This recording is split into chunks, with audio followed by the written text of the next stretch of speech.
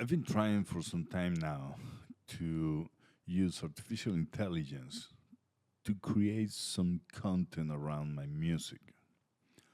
Uh, Not the music itself, because that's what I do. And I love composing, arranging, mixing, whatever. I can spend hours and hours doing that, forget about eating, whatever. But you then need to create a lot of visual assets, um, short videos for social media, cover art, Spotify canvas, whatnot. And those are things that take me a lot of time because I'm not good at that. I need a lot of effort and I need to think, and then depending on the video, you need at least a small crew, subjects, something to record, whatever it is. So it made a lot of sense to use AI.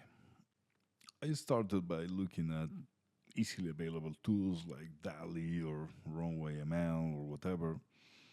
And the first thing I noticed is that you can get pretty amazing images or videos very easily. For example, even this one is cool, but trying to get the video you want or even the image you want, that's a completely different story. You have to remember that what you do with these tools is you write a prompt, meaning you describe what you want to get, and it will produce something. The real trick is that no matter how magical it may seem at times, AI doesn't really understand what you're saying.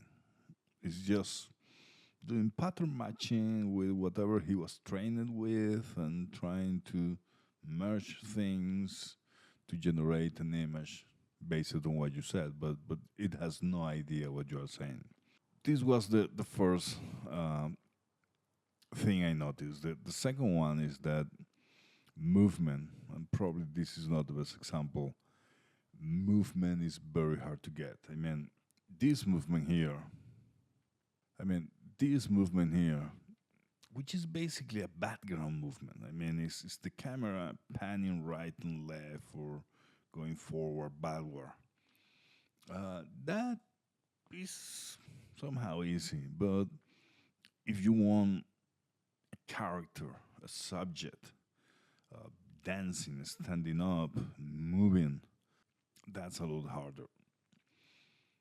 So, if I wanted to have enough control to do what I wanted, then I needed to use my own setup. I'm not saying that you cannot do everything with these tools, it's just that I found it very, very difficult.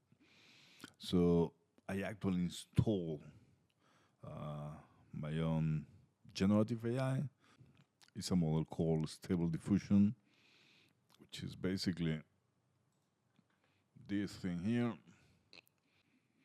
So when I began playing with it, I discovered quite soon that the way to try to control how your subject poses or move on the image or the video, there is something called ControlNet that they have.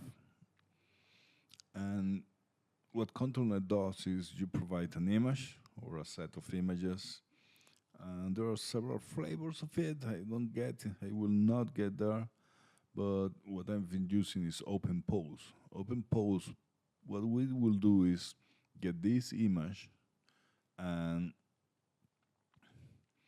generate kind of a stick figure where it tries to identify the arms, the chest, the torso, the shoulders, the face, all those kind of things. And then that image, that skeleton, will be used to influence the image that will be generated, and in that way you can get reasonable results. I will do it right now. Just, for example, it would take a some time, but of course, this this image has to be generated somehow.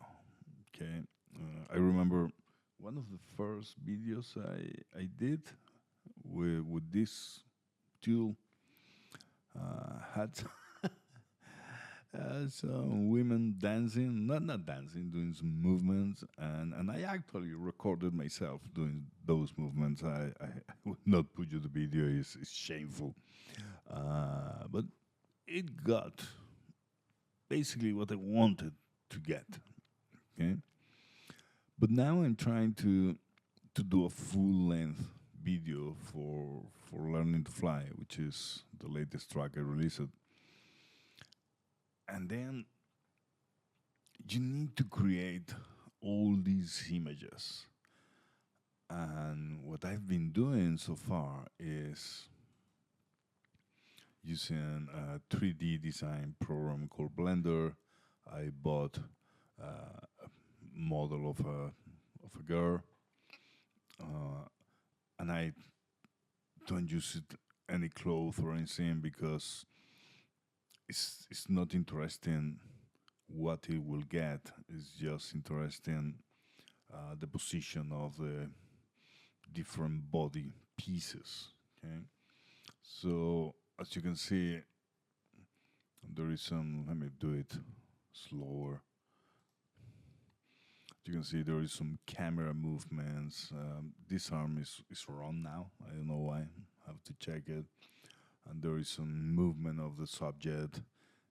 And this basically creates, I can create from here a lot of still images, which are the different frames. Then I need to use, this is now creating the image from before. It takes some time. Then I need to use those images as inputs for this control net, and it will generate each of those frames in time. Okay? And it creates something like this. And you can see how it, not precisely, but somehow gets the general pose and eventually the movement of the hands and the arms or whatever. Okay? But this is a lot of work. I mean, I need to first think how I want the scene to be. Then I need to model that in my 3D software. Then I need to feed that into uh, my generative AI. And finally, I have to feed those into my video program, which right now is Adobe Premiere. Then, and once you have done everything, then you can actually see the video playing. This is not yet released. I will do it in, I hope, a couple of weeks. Right now, I have like a minute or so. But of course, this song is it's 4 minutes. 4 minutes is. I'm sorry, I'm not good at doing this by hand. So 4 minutes as 240 seconds. I'm currently using 6 frames per second. It's quite far from the typical video, which is 24. Even animations tend to be at 12. But even at 6 frames per second, those are 1,440 images I need to generate. Okay? again, that means I have to think of the scene. I have to model the movement on Blender, which is the 3D software, then feed that into the generative AI, then feed it into Premiere. Okay, so it's not going bad, but it's taking a lot of work. I believe I have found a couple of shortcuts that I would try in the next days, but not sure about it.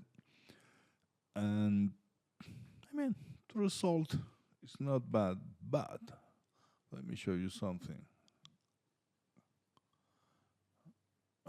Let's see, where is it? Okay, here they are. Okay, can you see this? This is a complete mess because AI will make mistakes. He doesn't understand what you're saying, what you're writing. He doesn't understand your prompt. He doesn't understand the image it is generating. It's just doing a very good best effort. So you will get bad images. And of course, if you're doing almost 1,500 images, for sure some of them will be bad. I have seen some people, mainly when they do still images, then you can go to the image and fix this zone and fix that and fix the other and apply another control net and whatever based on what is wrong. And that's okay when you are working on a handful of images, but you cannot do that for 1,500. So you need to live with it or do something. Um, I'm currently I'm not fixing those errors. There are several of them. I'm not fixing them so far. I don't know what I will do, but this will happen. This will for sure happen. And I believe that's basically it for today. It's not the typical session. It's not about music, but I thought it could be interesting to share.